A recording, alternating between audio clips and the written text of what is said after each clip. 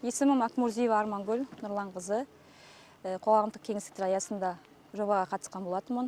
Яғни жарық көше жобасы арқылы жобаға қатысушы болдық.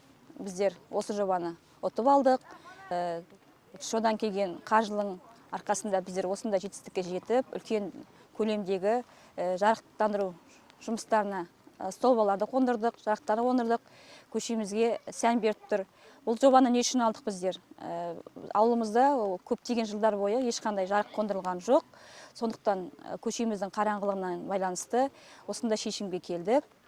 Қауымдастық болып бірге шешім қабылдап, осы жобаны жасауды, ары қарай жұмысты аяқтауды жөн көрдік. Жобаны ұтқаннан кейінде жұмыстарымыз басталу кезінде көп ТШО өкілдерінен көмектестік.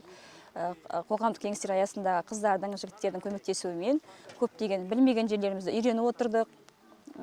Осы жоба жұмысты аяқталуына өте қуанышты ризамыз.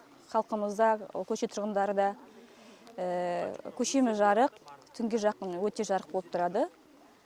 Енді бұрынғы сәтіне қарағанда, енді қазіргі сәтіне өте ризамыз.